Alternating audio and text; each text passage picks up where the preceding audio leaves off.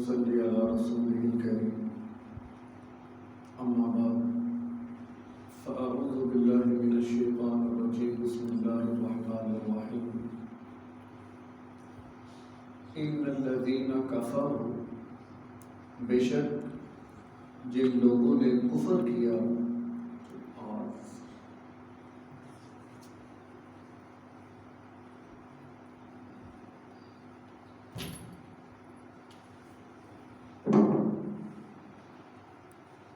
ان الذین کفروا بے شک جن لوگوں نے کفر کیا سواء علیہم ان پر برابر ہے اانذرتہم کہ آپ ان کو ڈرائیں ام یا لم تنذرہم آپ ان کو نہ ڈرائیں لا یؤمنون وہ ایمان نہیں لائیں گے ختم اللہ علی قلوبہم مہر لگا دی اللہ نے ان کے دلوں پر وعلی سمعہم اور ان کے کانوں پر وعلی ابصارہم غشاوہ اور ان کی آنکھوں پر پردہ ہے وَلَهُمْ عَذَابٌ عَظِيمٌ اور ان کے لیے بڑا عذاب ہے۔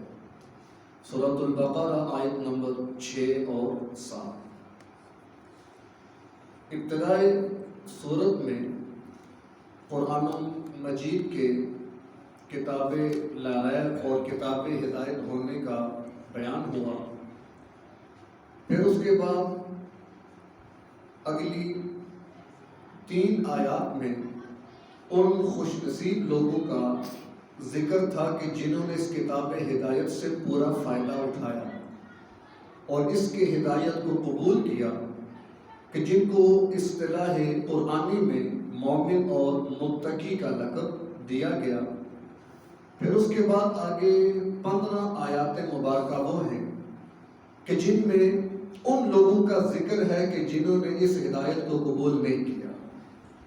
آگے پھر ان میں بھی 2 گروہ تھے، ایک تو وہ جو کھلم کھلا انکار کرنے والے تھے، کھلم کھلا کافر، کہ جن کو واقعی کافر کہا گیا، اور دوسرا گروہ وہ تھا کہ جو کھلم کھلا انکار تو نہیں کرتا تھا، یعنی سامنے تو ہم بھی مومن ہیں، ہم بھی مسلمان ہیں، ہم بھی ایمان لے آئے ہیں، لیکن قلبی طور پر انہوں نے اسلام کو اور ہدایت کو قبول نہیں کیا تھا، کہ جن کو اصطلاح قرآنی میں منافق کہا جاتا ہے۔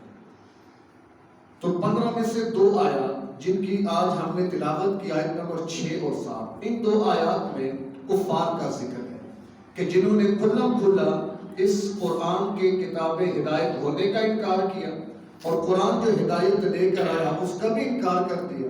پھر اس کے بعد آگے جو 13 آیات ہے پورا رکوع، اس میں اللہ نے منافقین کے اوصاف اور ان کی تفصیلات بیان فرمائی ہیں۔ تو آج ہم وہ 2 آیات مبارکہ کہ جن میں کفار کا ذکر ہے، کہ جنہوں نے کھلا کھلا کتاب ہدایت کا انکار کیا، ان کا تذکرہ کریں گے، اس حوالے سے تفصیلات عرض کی جائیں گی۔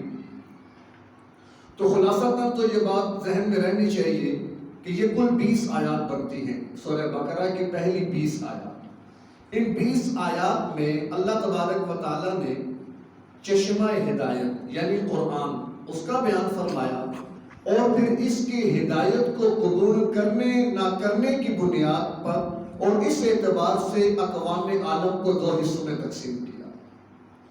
اصل تو قرآن ہے اور اس کی ہدایت ہے، اور اس ہدایت کا بیان شروع میں آیا، پھر اس کے بعد یعنی 2 آیات اگر یہ ہٹا دیں تو 18 جو آیات ہیں ان میں اللہ تبارک و تعالیٰ نے اقوام عالم کی تقسیم کر دی، اور تقسیم کس بنیاد پر ہوئی؟ ہدایت کی بنیاد پر۔ ایک طبقہ وہ کہ جنہوں نے ہدایت کو قبول کر لیا، اور ایک طبقہ وہ کہ جنہوں نے اس کا انکار کر لیا۔ وَالَّذِي خَلَقَكُمْ فَمِنْكُمْ كَافِرٌ وَمِنْكُمْ مُؤْمِنٌ۔ سورہ تغابن میں اللہ اسی بات کی وضاحت فرماتے ہیں کہ اسی اللہ نے تمہیں پیدا کیا، پھر تم میں سے بعض مومن ہیں، بعض کافر ہیں۔ تو گویا سے یہ بات سمجھ میں آتی ہے کہ اقوام عالم یا عالم انسانیت میں جو تقسیم ہے وہ ہدایت کے قبول کرنے نہ کرنے کی بنیاد پر، گویا ایمانیات کی بنیاد پر ہے۔ باقی ہم نے جو رنگ، نسل، خاندان، زبان، قبیلہ، ان چیزوں کی بنیاد پر تقسیم کر رکھی ہے، تو یہ تقسیم کوئی تقسیم نہیں ہے، نہ اس کا کوئی اعتبار ہے۔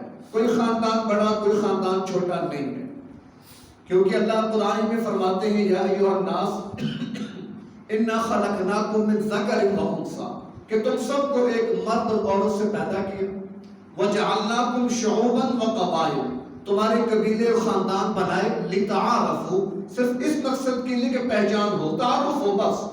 باقی اللہ کے نزدیک کون ہے اعزاز اور اکرام والا؟ تو وہیں پہ اللہ فرماتے ہیں ان اکرمکم عند اللہ اتقاکم، کہ اللہ کے نزدیک تم میں سے زیادہ اللہ کے نزدیک قابل اکرام وہ ہے جو زیادہ متقی اور پرہیزگار ہے۔ تو گویا اس سے معلوم ہوا کہ ہم نے جو تقسیمات کر رکھی ہیں لسانی بنیادوں پر اور ایسے ہی قومی بنیادوں پر، حالانکہ قوم یہ بھی ذہن میں رکھیں، بلکہ اقبال نے اسی پر بڑی عجیب بات کی تھی کہ شعر بڑا ان کا بہترین تھا، ذہن سے نکل گیا، کہ اقوام یعنی بھی ایک بت ہے، قوم یہ بھی ایک بت ہے، قوم کی بنیاد پر تقسیم نہیں ہونی چاہیے، بلکہ اصل تقسیم جو ہمیں قرآن نے بتائی ہے وہ کیا ہے؟ فَمِنْكُمْ كَافِرٌ وَمِنْكُمْ مُؤْمِنٌ، مومن کو ایک ہی قبیلہ ہے، اس میں جتنے بھی خاندان آ جائیں، اور الکفر ملت واحدہ، فرمایا کہ جو کفر ہے وہ بھی ملت واحدہ ہے، وہ سارے ایک ہے تمہارے خلاف، وہ جب آپس میں تمہارے خلاف اتحاد کرتے ہیں تو پھر نہ کوئی یہودی ہے، نہ کوئی عیسائی ہے، نہ کوئی ہندو ہے، نہ کوئی سکھ ہے، پھر وہ سارے کفر کافر ہیں اور کفر ملت واحدہ بن جاتی ہے۔ تو اصل کیا ہے کہ ایمان ہی کی بنیاد پر تقسیم ہو، باقی جاگے جو تقسیمات ہم نے کر رکھی ہیں یہ تقسیمات درست نہیں ہیں۔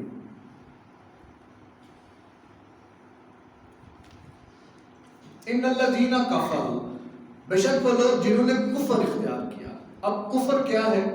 تو الذین یؤمنون بالغیب کے ضمن میں وہاں ہم نے ایمان کی تعریف کی تھی کہ اللہ کے نبی صلی اللہ علیہ وسلم جتنی بھی ضروریات دین لے کر آئے اور ان ضروریات دین کا آپ صلی اللہ علیہ وسلم سے ثابت ہونا یقینی ہے، ان سب پر ایمان، ان سب کی تصدیق، ان سب کو ماننا وہ ایمان ہے، اور ان میں سے کسی ایک کا بھی انکار کر دیا تو بندہ کافر ہو جائے گا۔ تو بے کفر کا لغوی معنی ہے چھپانا، کافرہ، اس نے چھپا لیا۔ کسان کو بھی کافر کہا جاتا ہے، کیوں کہ کسان بھی بیج کو زمین کے اندر چھپا دیتا ہے۔ تو اس بنیاد پر لغوی معنی کے اعتبار سے، جیسے وہ اقبال نے بھی کہا تھا نا کہ توحید کی بستی میں سارا جہاں ہمارا، ہم کافروں کے کافر، کافر خدا ہمارا۔ تو لوگوں نے بڑے فتوے لگا دیے کہ اقبال نے اللہ کو کافر کہہ دیا، تو وہاں پر وہ اصطلاحی کافر مراد نہیں تھا، بلکہ کافر کا مطلب یعنی انکار کرنے والا، کہ باطل اور کفر کا تو اللہ بھی انکار کرتا ہے، وہ تو بات ایسے ہی ہے۔ تو کفر کا معنی ہے چھپانا۔ تو اسی طرح ناشکری، اس کو بھی کفر کہا جاتا ہے، ناشکری کو بھی کفر کہا جاتا ہے۔ وجہ کیا ہے کہ وہاں محسن کے جو احسان ہیں ان کو چھپا لیا جاتا ہے، کیونکہ جب کوئی کسی پر احسان کرے اس کا تقاضا کیا ہے کہ اس کے احسان مند بن کر رہے، اس کا احسان مان کر چلے، لیکن کوئی کسی کا احسان نہ مانے بلکہ اس کو چھپا لے تو اس ناشکری کو بھی کفر کہا جاتا ہے۔ لَإِن شَكَرْتُمْ لَأَزِيدَنَّكُمْ، اللہ قرآن میں فرماتے ہیں اگر تم شکر گزار بن جاؤ گے اللہ اور زیادہ عطا کرے گا۔ وَلَئِن كَفَرْتُمْ، اور اگر تم کفر کرو گے، اب ظاہر ہے کفر شکر کا مد مقابل تو نہیں ہے، تو اس سے معلوم ہوا کہ جہاں پر بھی کیا ہے کہ شکر ہمیشہ نعمت پر ہوتا ہے، اور اگر تم نے کفر کیا، کیا مانا کہ نعمت کو چھپایا، اس کی بنیاد پر اللہ کو شکر ادا نہ کیا تو ان عذابی لشدید، اللہ کی پکڑ پہ بڑی سخت ہوتی ہے۔ تو برکت اصطلاح شریعت میں ضروریات دین میں سے کسی ایک کا بھی انکار کرنا، انکار یا اس میں باطل تعویل کرنا، یہ دونوں صورتوں میں آدمی دائرہ ایمان سے خارج ہو جائے گا، وہ حد کفر میں داخل ہو جائے گا۔ انکار کی مثال جیسے کوئی آدمی نماز کا انکار کرتے ہیں کہ میں نماز کو مانتا ہی نہیں ہوں، کوئی آدمی روزے کا انکار کرتے میں مانتا ہی نہیں ہوں، زکوٰۃ کا انکار۔ اب نماز، روزہ، زکوٰۃ یہ وہ احکامات ہیں جو آپ صلی اللہ علیہ وسلم سے یقینی طور پر ثابت ہیں اور یقینی ہے، لہذا کوئی ان کا انکار کرے گا تو کافر۔ اور باطل تعویل کا مطلب کیا کہ جیسے ہم اس کی مثال میں مرزا غلام احمد قادیانی ملعون کو لیتے ہیں کہ اس نے ختم نبوت کا انکار نہیں کیا، اس نے یہ نہیں کہا کہ میں آپ صلی اللہ علیہ وسلم کو آخری نبی نہیں مانتا، بلکہ اس نے باطل تعویل کی۔ اس نے کہا خاتم النبیین کا مطلب نبیوں کی مہر، یعنی اللہ نے جو انبیاء کی مہر تھی وہ مہر اپنے آپ نبی محمد صلی اللہ علیہ وسلم کو دے دی، آگے ان کی مرضی وہ جس کو چاہے اس پر مہر لگا دیں۔ تو نعوذ باللہ نقل کفر نہ باشر، وہ کہتا ہے کہ اللہ کے نبی نے مجھ پر مہر لگا دی، اب میں ذلی نبی ہوں۔ ذل کہتے ہیں سائے کو، ایک ہے نبوت اور ایک ہے نبوت کا سایہ، یعنی ایسی اس نے تعویلیں کی کہ لوگوں کی عقل چکرا جاتی ہے۔ کبھی کہتا ہے میں بروزی نبی ہوں، کبھی کہتا ہے میں ذلی نبی ہوں، کبھی کہتا ہے میں غیر تشریعی نبی ہوں۔ تو عجیب سی اصطلاحات میں اور الفاظ میں لوگوں کو گھما پھرا کر گویا کہ اس نے گمراہ کر دیا لوگوں کو۔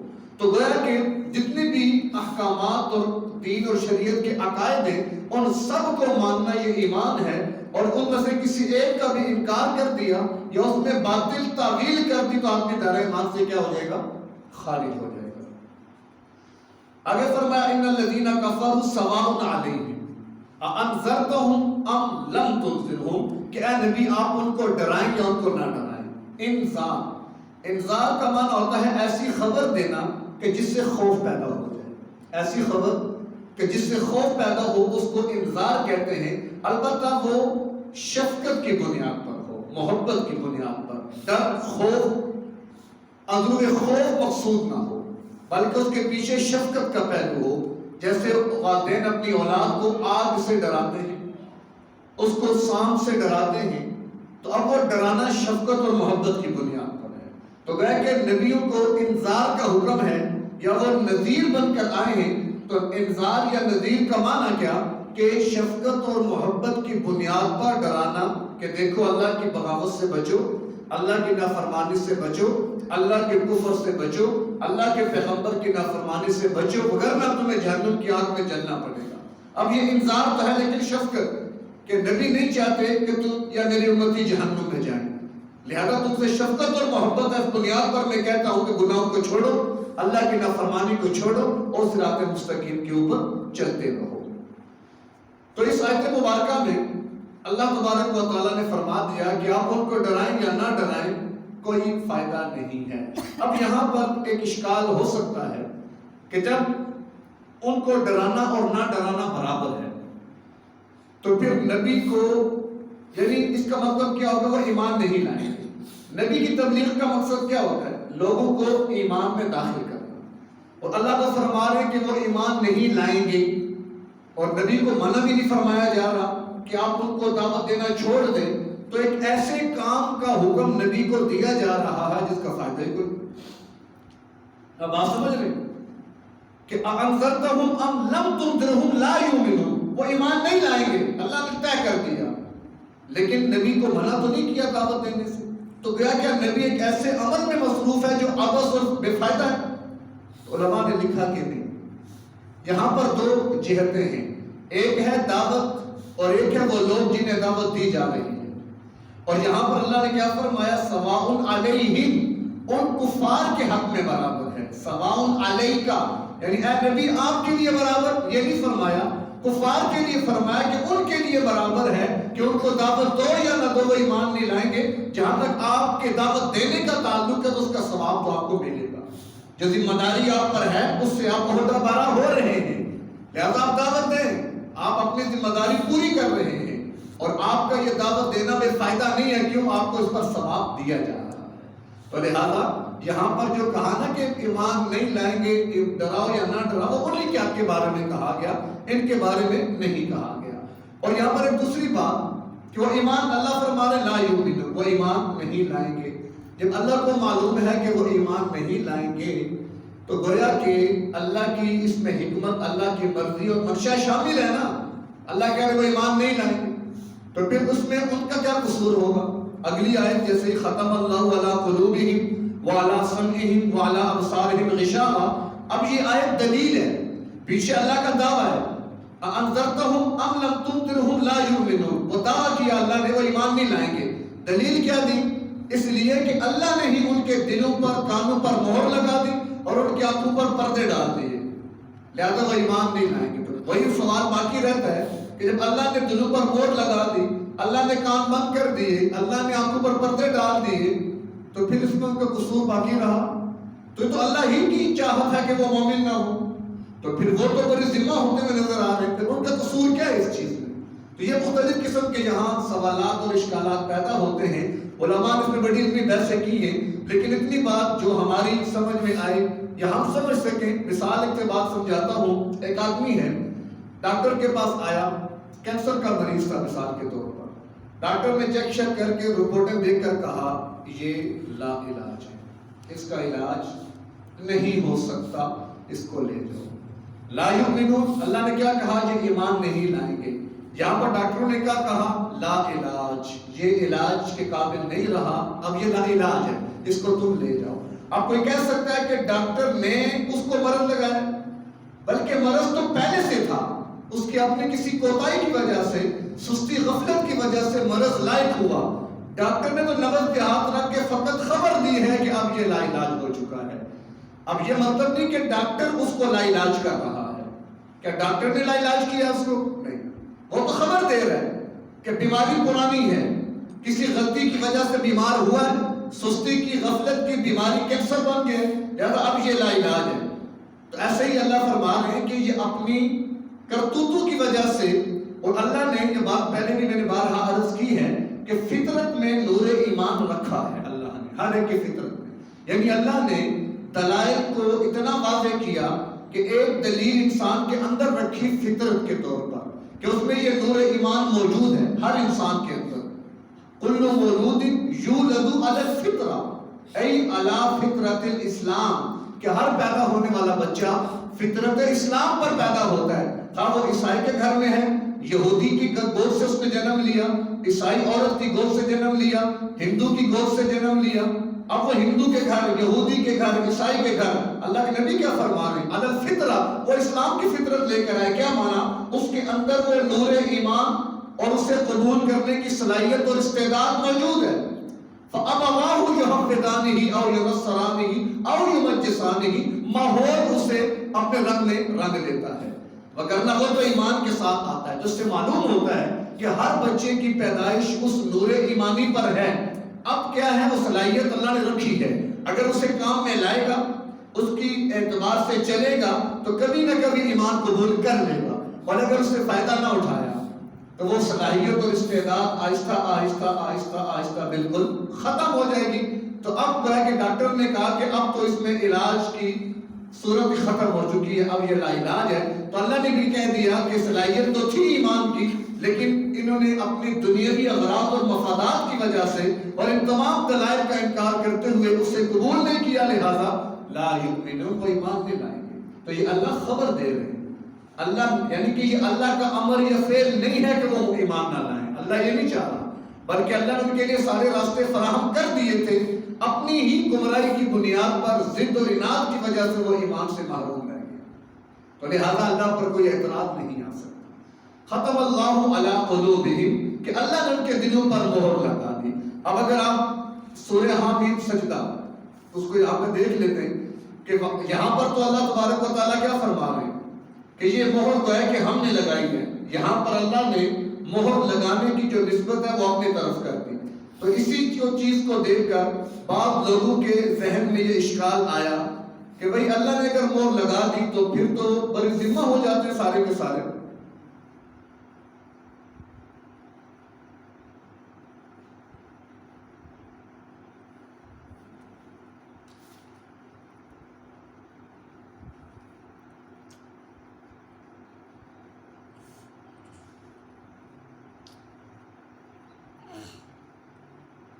سورہ حامیم سجدہ ہے کہ سجدہ ہے؟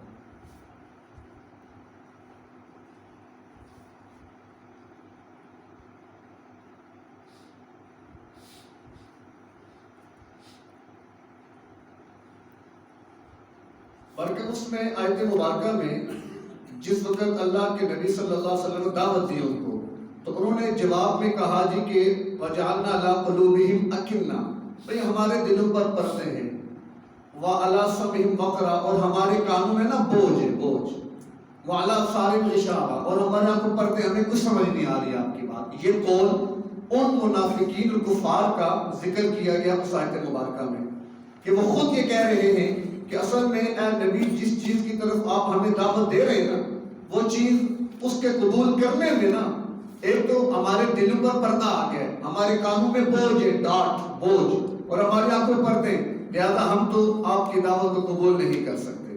تو یہاں اس آیت میں یہ جو قول تھا یہ کفار کا اپنا قول تھا، یہ حامد سجدہ تھی، 24واں پارہ اس کی آیت نمبر 5 کہ بشیرا و نذیرا فاعرض اکثرهم فهم لا يسمعون وقالوا، اور وہ کفار کہنے لگے قلوبنا فی اکنۃ، کہ ہمارے دل جو ہے وہ پردوں میں ہیں، مما تدعونا الیہ، اس چیز سے جس چیز کی طرف آپ ہمیں دعوت دے رہے ہیں، وفی آذاننا وقر، اور ہمارے کانوں میں بوجھ ہے، ومن بیننا وبینک حجاب، ہمارے اور تمہارے درمیان پردہ ہے، فعمل، آپ اپنا کام کریں، اننا عاملون، ہم اپنا کام کریں گے۔ تو اس آیت مبارکہ میں یہ جو ختم کی بات آئی اور پردے کی بات آئی کہ یہ قول کس کا تھا؟ کفار کا۔ تو گویا کہ اصل وہ قول کفار کا تھا، چونکہ ہر چیز ہر فعل کا خالق تو اللہ ہے، تو اس لیے یہاں پر اللہ تبارک و تعالیٰ نے نسبت اپنی طرف کی کہ ختم اللہ علی قلوبہم وعلی سمعہم، کہ اللہ نے ان کے کانوں اور دلوں پر مہر لگا دی، وگرنہ حقیقت میں یہ قول ان کا اپنا تھا جس کو نقل اللہ نے فرمایا ہے اپنی طرف نسبت کرتے ہوئے۔ گویا کہ اللہ نے مہر نہیں لگائی، نہ اللہ نے پردے ڈالے، نہ اللہ نے بوجھ رکھے، بلکہ وہ خود اپنے تئیں یہ بات کر رہے ہیں کہ ہمارے دل پردوں میں ہیں اور ہمارے کانوں میں بوجھ ہے اور ہمارے تمہارے درمیان ایک پردہ ہے، فعمل اننا عاملون، آپ اپنا کام کریں، ہمیں اپنا کام کرنے دیں۔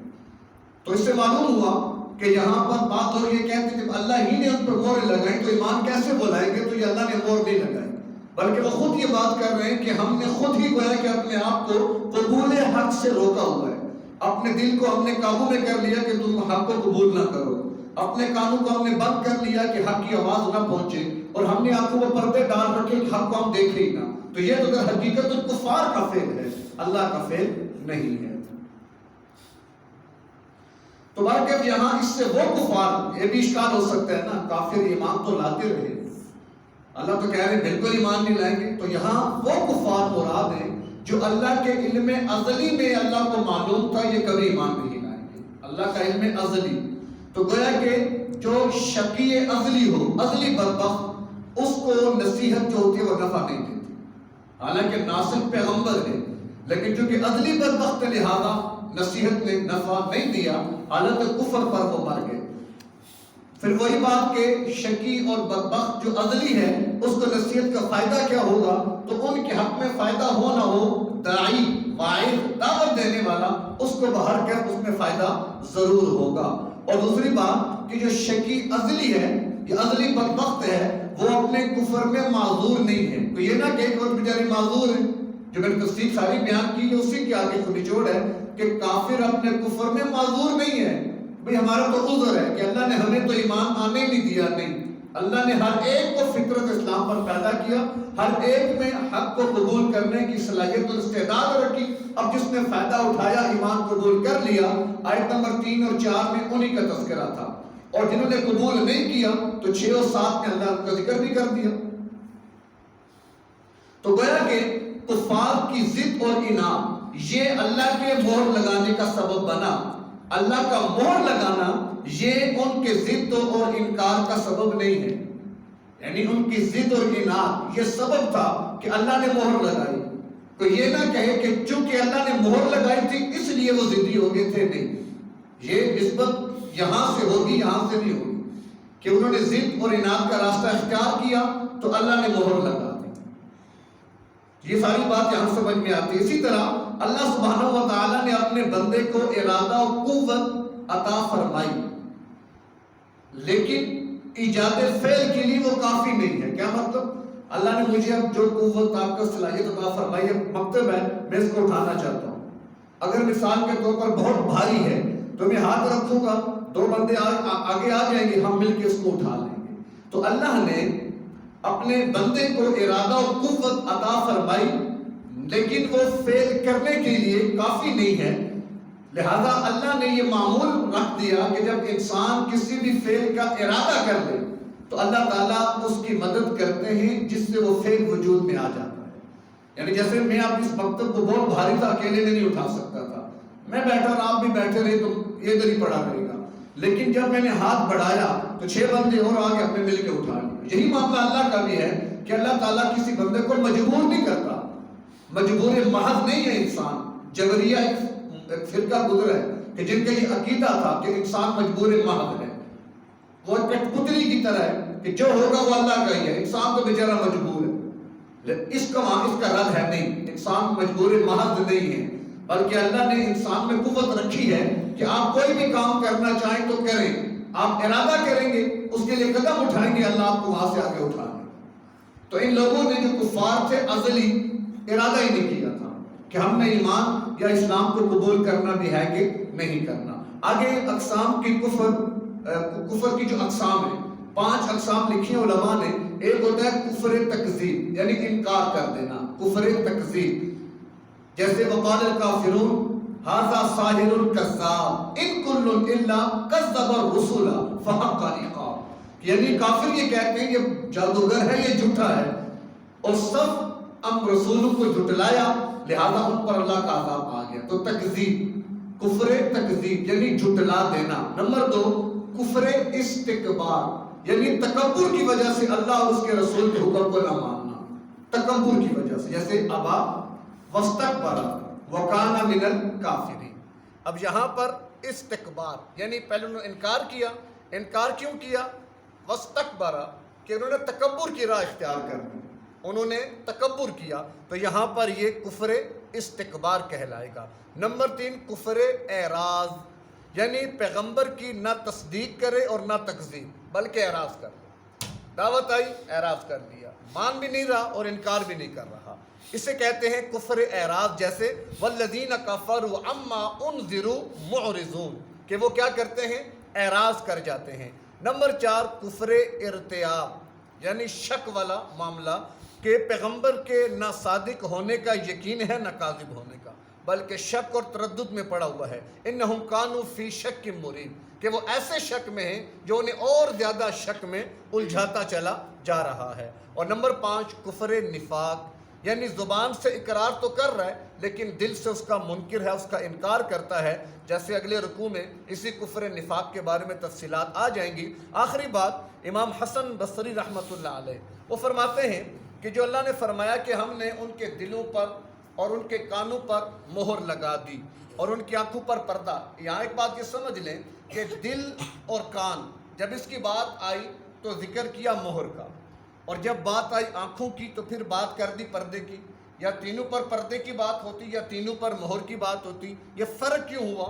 علماء نے اس کا جواب لکھا ہے کہ دل میں آنے والے خیالات کسی ایک سمت سے نہیں آتے، جو خیالات دل میں آتے ہیں وہ کسی بھی طرف سے آ سکتے ہیں، اسی طرح کانوں میں آنے والی آواز جو ہوتی ہے وہ بھی ایک سمت سے نہیں آتی، وہ کسی بھی سمت سے آ سکتی ہے، لہٰذا اب اس کو روکنے کا ایک ذریعہ تھا کہ مہر لگ جائے۔ جیسے مہر، جیسے پہلے وقتوں میں خط لکھ کر مہر لگا دی جاتی تھی، پہلے وقتوں میں وہ مہر اگر صحیح سالم آگے پہنچ جاتی تو دیکھنے والے سمجھ جاتے تھے کہ جو اندر تھا وہ باہر نہیں نکلا اور نہ باہر سے کوئی چیز اندر گئی ہے، کیوں کہ مہر لگی تھی، مہر سلامت ہے۔ تو گویا کہ ان کے دل کا کفر اندر رہے اور باہر سے ایمان اندر داخل ہی نہ ہو سکے۔ تو اس لیے دل اور کان، اس کے لیے مہر کا لفظ استعمال کیا، جبکہ آنکھوں کا تعلق صرف سامنے کے ساتھ ہے، کہ آنکھیں صرف سامنے والی چیز کو دیکھ سکتی ہیں، اب پیچھے کیا ہے نہیں پتا۔ جب آنکھوں پر پردہ آئے گا تو آنکھیں کیا ہو جائیں گی؟ بے فائدہ، وہ جو نفع تھا آنکھوں کا وہ نفع کیا ہو جائے گا؟ ختم ہو جائے گا۔ اس لیے آنکھوں کے لیے پردے کا، جبکہ دل اور کانوں کے لیے مہر کا لفظ ذکر کیا۔ اور امام حسن بصری رحمہ اللہ فرماتے ہیں کہ فرشتے اس چیز کا مشاہدہ کرتے ہیں کہ فرشتوں کو ایسے لوگوں کے دلوں اور کانوں پر مہر نظر آتی تھی اور آنکھوں پر پردے نظر آتے تھے حقیقتاً، وہ الگ مسئلہ کہ ہم اور آپ اس کو محسوس نہیں کر سکتے، تو فرشتے دیکھ کے سمجھ جاتے تھے یہ ازلی بدبخت ہیں، جیسا کہ اللہ نے قرآن میں کہا اولئک کتب فی قلوبہم الایمان، کہ جیسے حضرات صحابہ کہ ان کے دلوں پر اللہ نے ایمان کو لکھ دیا تھا، تو ان کے جیسے ایمان نظر آتے تھے فرشتوں کو، ایسے ہی کفار کی یہ جو مہریں تھی اور یہ چیزیں بھی نظر آتی ہے فرشتوں کو، وہ الگ مسئلہ کہ مشاہدہ نہیں کر سکتے۔ تو خلاصہ ان 2 آیات کا یہ ہے کہ ان 2 آیات میں اس طبقے کا ذکر ہوا کہ جس طبقے نے قرآن کے کتاب ہدایت ہونے کا انکار کر دیا اپنی ضد اور عناد کی بنیاد پر، اور وہ صلاحیت قبول حق کی اور استعداد جو اللہ نے ان کو عطا فرمائی تھی اپنے ضد اور عناد کی بنیاد پر ساری ختم کر دی، اتنی ختم کی کہ اللہ نے پھر ان کو گویا کہ ایمان ہی کے دائرے سے نکال دیا اور کفر ان کا مقدر بنا اور وہ ازلی بدبخت بن گئے اور کفر کے ساتھ دنیا سے وہ چلے گئے۔ تو میرے اور آپ کے لیے سبق یہی ہے کہ ہم اللہ کی مان کر چلیں، اور آپ صلی اللہ تعالیٰ علیہ وسلم جو دین، جو احکامات، جو شریعت لے کر آئے اس کی پوری اتباع اور پیروی کریں، اور وہ صلاحیت نور ایمان جو اللہ نے میرے اور آپ کے ہر ایک کے اندر رکھا ہے اس کا ادراک کریں، اسے محسوس کریں، اس پر محنت کریں، اور اس میں ہم کوشش کریں کہ زیادہ سے زیادہ ترقی ہو، کہ جتنی ایمان میں ترقی ہوگی اتنا یقین کامل ہوتا چلا جائے گا۔ تو اللہ ہمیں ان باتوں کو سمجھ کر ان پر عمل کی توفیق عطا فرمائے۔ وآخر دعوانا ان الحمد للہ رب